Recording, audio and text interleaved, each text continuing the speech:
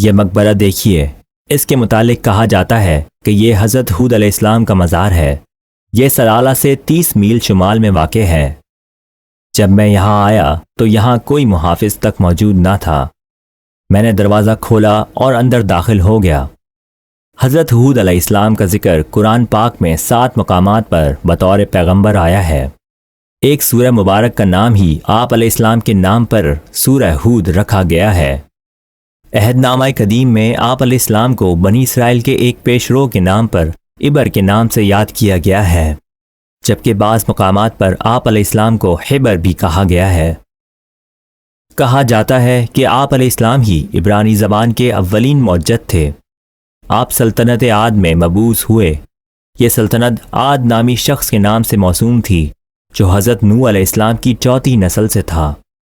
سرزمین عرب کے اس حصے میں رہنے والا عاد سلطنت عاد کا بانی تھا۔ یہودیت اور عیسائیت آپ علیہ السلام کو پیغمبر تسلیم نہیں کرتیں، اور غالباً اسی باعث آپ علیہ السلام کا ذکر انجیل مقدس میں موجود نہیں۔ تاہم نزول قرآن سے پہلے کے متعدد محائف میں ہود نامی اشخاص کا ذکر پایا جاتا ہے، حتیٰ کہ انجیل مقدس میں بھی عامی ہود نامی شخص کا ذکر موجود ہے، جبکہ بنجمن کے پوتے کے لیے ابی ہود کا لفظ استعمال ہوا ہے۔ قبیلہ بنی عزیز کے ایک شہزادے کا نام بھی آہی ہود ہے۔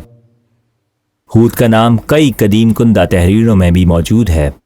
قرآن پاک کے مطابق بنی عاد خدا کی عبادت کے بجائے بتوں کی پوجا کرتے تھے۔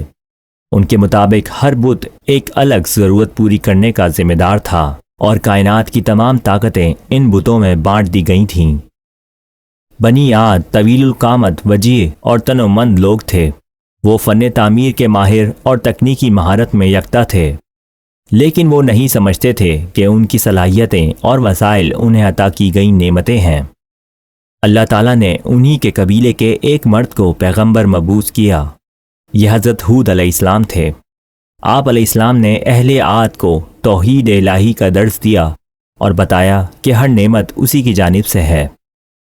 آپ علیہ السلام نے انہیں بار بار بتوں کی پوجا سے منع فرمایا اور نافرمانوں کو ملنے والے عذاب سے آگاہ کیا، خاص طور پر جھوٹے اور جعلی خداؤں کی عبادت کرنے والوں کو۔ آپ علیہ السلام نے فرمایا، میرے لوگوں، مجھے تم سے کوئی صلہ نہیں چاہیے۔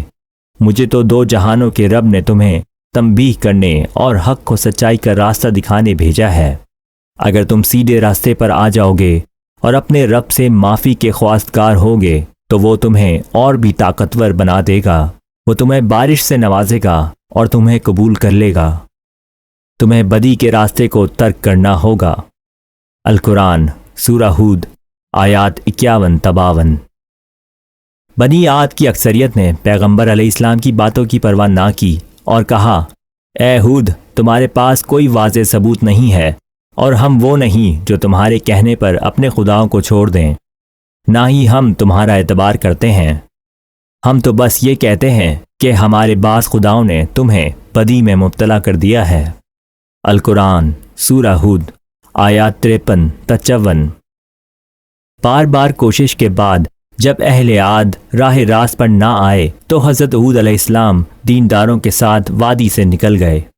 قرآن پاک میں ارشاد ہے، اور جب ہمارا حکم ہوا ہمارے رحم سے ہم نے ہود اور اس کے ساتھیوں کو بچا لیا، ہم نے انہیں ایک ہولناک عذاب سے بچا لیا۔ سورہ ہود آیت 58۔ جیسے ہی دیندار لوگ بستی سے رخصت ہوئے، بستی ریت کے شدید طوفان کی زد میں آ گئی اور کفار اس کی زد میں آ گئے۔ اس مقام سمیت کئی جگہوں کو حضرت ہود علیہ السلام کی آخری آرام گاہ بتایا جاتا ہے۔